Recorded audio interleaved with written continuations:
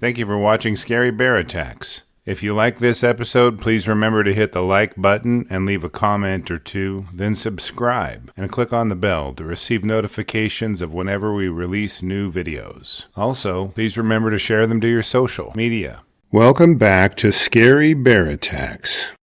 Today's episode takes us back to Bella Coola, British Columbia, Canada. This area of the province is a breathtaking region nestled between coastal mountains and the Pacific Ocean. The area's temperate rainforests are home to towering Sitka spruces, western hemlocks, and red cedars. Beneath the canopy grow salal, salmonberry, and devil's club, with berry bushes like huckleberry, elderberry, and blueberry thriving in abundance. These forests teem with wildlife, including deer, eagles, and the iconic grizzly bear. The small town of Bella Coola sits on the banks of a glacial river by the same name. With peaks soaring over 6,600 feet high surrounding its location, the town sits at about 3,500 feet above sea level. This dramatic difference in elevation is representative of the extreme people who live here. To access Bella Coola by sea, the ferry enters the North Bentnick Arm and travels for miles before entering the Burke Channel. After several more miles, the last turn into the Dean Channel is completed, which travels the remaining miles to the town. It is one of the most remote areas in North America and is surrounded by pristine forests and untouched land and grants a sense of peace to visitors. As you may well imagine, only the hardiest of souls choose to live here, and most do not mind living without modern conveniences. 50-year-old Jordan Carbery had made Bella Coola his home over the last decade and enjoyed his job as a park ranger. In his 20s, he'd gone through a successful open brain surgery to remove cancerous tissues. He was a tough man who worked to build a career and life in the wilderness he loved so much. Now, Jordan loved bears and took photos of them whenever he had the chance, and he had plenty of chances living where he did. His residence was a rental way outside of town and was surrounded by wilderness.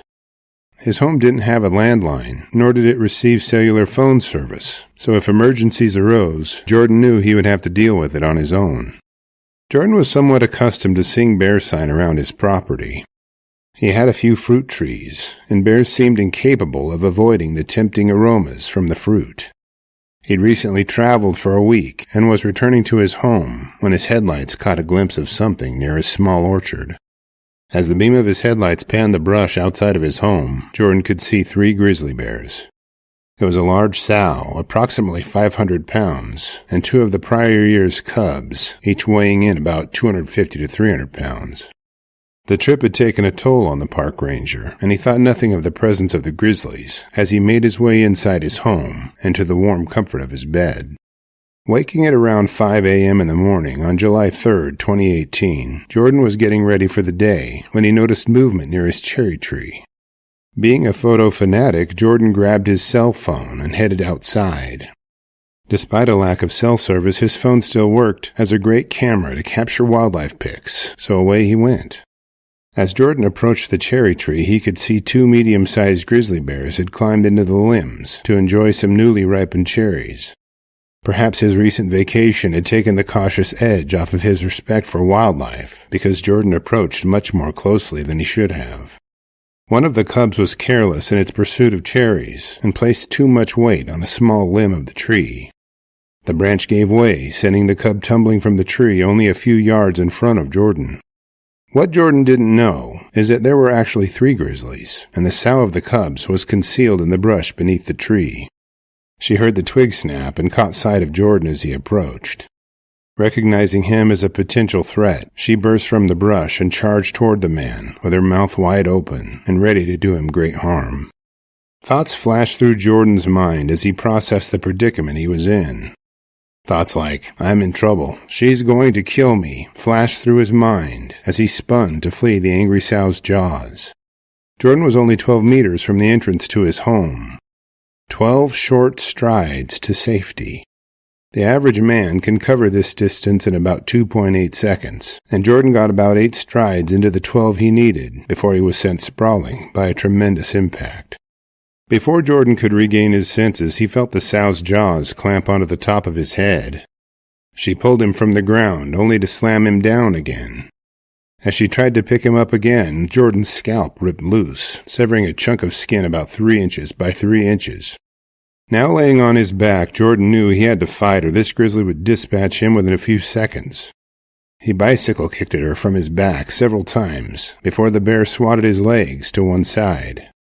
Sinking her 2-inch-long canines into the muscle of his thigh, she lifted him and slammed him to the ground again. In a series of crushing bites, the sow drove her teeth through his thighs and then his buttocks. She slashed at him with her 3-inch claws and pinned him to the ground as she bit into his abdomen. Jordan knew he had to fight the terror that was overwhelming him. The only thing he could think of doing was kicking at the sow, so he began bicycle kicking at her once again in the face. With each kick he sent toward the sow's head, she seemed to know his aim before he could complete each strike. She would move her head to the right with one kick and to the left the next. She reminded him of a prize fighter in prime condition, adeptly dodging each of his kicks. The most significant benefit of his defense was that Jordan backed the sow up a step or two. This allowed him to spin to his feet and throw a few punches at the grizzly's nose. Again, she slipped all of his punches, then he turned to run into his house.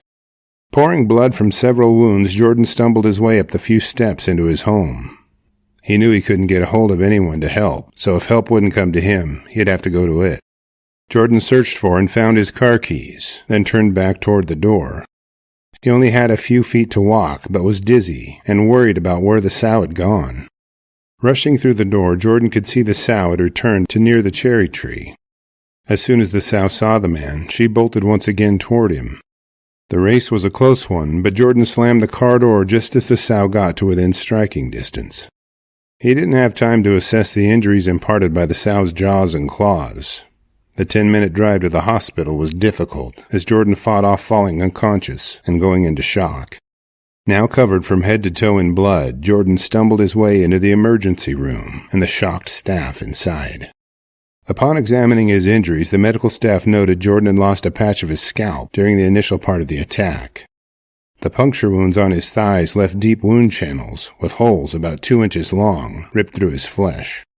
His buttocks were injured similarly, and his abdomen had a large gash across it from the sow's claws. His wounds were cleaned and sutured shut.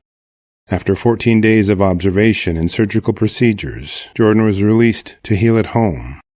As for the sow and her cubs, an investigation recognized the attack as a defensive one.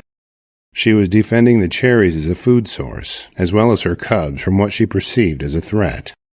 Speaking of cubs, our Cub Tier membership on Patreon, linked below, will give you ad-free early access to our episodes, as well as pictures and video, and the $3 per month goes a long way in helping me continue to produce educational and entertaining content like this.